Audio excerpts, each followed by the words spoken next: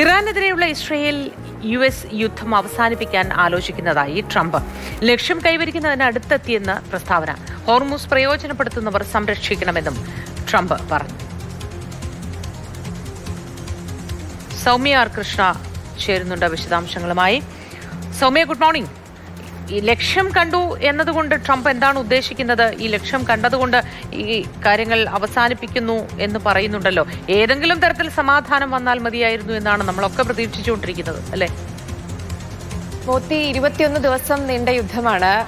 ഈ കലുഷിതമായി തന്നെ തുടരുകയാണ് ഈ ആക്രമണങ്ങൾ ഇരുവശത്തു നിന്നും, ഇസ്രായേലിൽ നിന്നും അതുപോലെ തന്നെ ഇറാനിന്റെ ഭാഗത്തു നിന്നും, പ്രത്യേകിച്ച് ഗൾഫ് രാജ്യങ്ങളിലേക്ക് അടക്കമുള്ള ആക്രമണങ്ങളൊക്കെ ശക്തമായി തന്നെ തുടരുകയാണ്. അതിനിടയിലാണ് ട്രംപ് ഇപ്പോൾ പറഞ്ഞിരിക്കുന്നത് ലക്ഷ്യം കണ്ടതുകൊണ്ട് ഈ യുദ്ധം അവസാനിപ്പിക്കാൻ ആലോചിക്കുന്നു എന്നുള്ളത്. ഇതിൽ പ്രധാനമായും ട്രംപ് പറയുന്ന ഒരു വാദം എന്ന് പറയുന്നത് സൈനികമായി കീഴ്പ്പെടുത്താൻ അല്ലെങ്കിൽ പൂർണ്ണമായും പരാജയപ്പെടുത്താൻ സാധിച്ചു, നേതാക്കളിൽ പലരെയും വധിക്കാൻ സാധിച്ചു, അല്ലെങ്കിൽ അവരെ അത്തരത്തിൽ ഇല്ലാതെയാക്കാൻ സാധിച്ചു. മൂന്നാമത്തെ ഏറ്റവും പ്രധാനപ്പെട്ട കാര്യമായി ട്രംപ് പറയുന്നത് ആണവശേഷിയായിരുന്നു.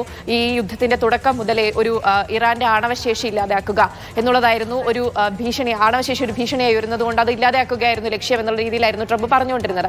അത് ആ ലക്ഷ്യം സാധ്യമായി. അതുകൊണ്ട് തന്നെ അതിനടുത്തെത്തിയത് കൊണ്ട് തന്നെയാണ് ഈ യുദ്ധം വേണ്ട എന്ന് വെക്കുന്നത് എന്നാണ് ട്രംപിന്റെ വാദം. എന്നാൽ ഹോർമുസ് കടലിടുക്ക് അപ്പോഴും ട്രംപിന് ഒരു ആശങ്കയായി നിലനിൽക്കുന്നുമുണ്ട്. ഈ ഹോർമുസ് കടലിടുക്ക് ഇനി ഉപയോഗിക്കുന്നവർ, പ്രത്യേകിച്ചും ചൈന പോലുള്ള, യൂറോപ്പ് പോലുള്ള രാജ്യങ്ങളോടൊക്കെ ഇനി നിങ്ങൾ സംരക്ഷിക്കേണ്ടതാണ്, നിങ്ങൾ ഉപയോഗിക്കുന്നതുകൊണ്ട് നിങ്ങൾ സംരക്ഷിക്കേണ്ടതാണ്, അതിന്റെ സംരക്ഷണം അല്ലെങ്കിൽ അതിന്റെ നിയന്ത്രണം നിങ്ങൾ ഏറ്റെടുക്കണം എന്നാണ് ട്രംപ് പറയുന്നത്.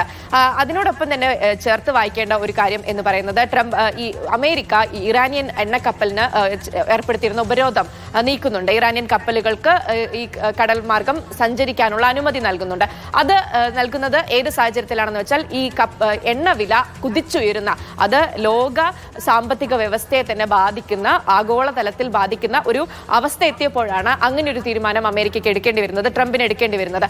ഇതിനോട് ചേർത്ത് വെച്ച് തന്നെ വേണം ട്രംപിന്റെ ഇപ്പോഴത്തെ പ്രസ്താവനയും കാണാൻ. പ്രത്യേകിച്ചും ട്രംപ് പറയുന്നത് ഈ എതിർ രാജ്യത്തെ കീഴ്പ്പെടുത്തിയ സ്ഥിതിക്ക്, പൂർണ്ണമായും പരാജയപ്പെടുത്തിയ സ്ഥിതിക്ക് ഇനി വെടിനിർത്തൽ കരാറിലേക്കൊന്നും കടക്കേണ്ട കാര്യമില്ല, അതിന്റെ ചോദ്യം ഉദിക്കുന്നില്ലല്ലോ എന്നാണ് ട്രംപ് പറയുന്നത്. മാത്രമല്ല ഇസ്രയേലിന്റെയും അമേരിക്കയുടെയും ലക്ഷ്യങ്ങൾ ഒന്നായതുകൊണ്ട് തന്നെ ഇസ്രയേൽ പൂർണ്ണമായും തന്റെ തീരുമാനം, അങ്ങനെ ഒരു യുദ്ധം അവസാനിപ്പിക്കാൻ തീരുമാനിച്ചാൽ അതിനൊപ്പം നിൽക്കുമെന്നും ട്രംപ് പറയുന്നുണ്ട്. അപ്പോൾ ഈ ഉയരുന്ന എണ്ണവില ഒരു ആശങ്കയായി ലോക നേതാക്കളെല്ലാം തന്നെ ബാധിക്കുന്നുണ്ട്, അതിൽ ട്രംപിനെയും ബാധിക്കുന്നുണ്ട്. മാത്രമല്ല നാറ്റോ സഖ്യകക്ഷികൾ ഒപ്പം നിൽക്കുന്നില്ല, ഈ ആക്രമണത്തിന് ഒപ്പം നിൽക്കുന്നില്ല. പ്രത്യേകിച്ചും ഹോർമുസിലെ ഈ വിഷയത്തിൽ അടക്കം ഇടപെടാനുള്ള കരുത്ത് അമേരിക്കയ്ക്ക് ഒപ്പം ഇല്ല എന്ന് മനസ്സിലാക്കി കൂടിയായിരിക്കണം ട്രംപ് ഇത് തീരുമാനിക്കുന്നത്. കാരണം ട്രംപ് രൂക്ഷമായി വിമർശിക്കുന്നുണ്ട് നാറ്റോ സഖ്യകക്ഷികളെ. വെറും കടലാസ് പുലികളാണ് അമേരിക്ക ഇല്ലെങ്കിൽ നാറ്റോ എന്നാണ് ട്രംപ് വിമർശിച്ചിരിക്കുന്നത്. ഭീരുക്കളാണ് എന്ന് വിളിക്കുന്നുണ്ട്. ഇതൊക്കെ ട്രംപിന്റെ ഒരു തരം ഫ്രസ്ട്രേഷനായി തന്നെ വേണം കാണാൻ. കാരണം ഒരുമിച്ച് നിൽക്കാത്തതിലുള്ള ഒരു ആശങ്ക കൊണ്ട് തന്നെ ആകാം ഇത് നിർത്താനുള്ള ഒരു ആലോചന, അല്ലെങ്കിൽ യുദ്ധം അവസാനിപ്പിക്കണമെന്നൊരു ആലോചന ട്രംപിന്റെ ഭാഗത്തുനിന്ന് വരുന്നത്. എന്നാലും ട്രംപ് അവകാശപ്പെടുന്നത് തന്റെ ലക്ഷ്യങ്ങളെല്ലാം സാധ്യമായതുകൊണ്ട് തന്നെയാണ് നിർത്തുന്നത് എന്നാണ്. എന്താണെങ്കിലും ലോകം ആകെ ആഗ്രഹിക്കുന്നത് ഏത് തരത്തിലാണെങ്കിലും മോദി സൂചിപ്പിച്ചതുപോലെ ഈ യുദ്ധം ഒന്ന് അവസാനിപ്പിച്ചാൽ മതി, യുദ്ധം ഒന്ന് തീർന്നു കിട്ടിയാൽ മതി. കാരണം സാധാരണ ജനങ്ങളെ, ഈ ലോക ജനതയുടെ സമാധാനം പ്രധാനമാണെങ്കിൽ പോലും സാധാരണ ജനങ്ങളുടെ ദൈനംദിന ജീവിതത്തെ വരെ ബാധിക്കുന്ന തരത്തിലേക്ക് യുദ്ധം ഉയർന്നതുകൊണ്ട് ഇത് അവസാനിക്കുക തന്നെ വേണമെന്നാണ് എല്ലാവരും ആഗ്രഹിക്കുന്നത്. ശരി സൗമ്യ, തീർച്ചയായിട്ടും അത് അങ്ങനെ തന്നെയാണ്.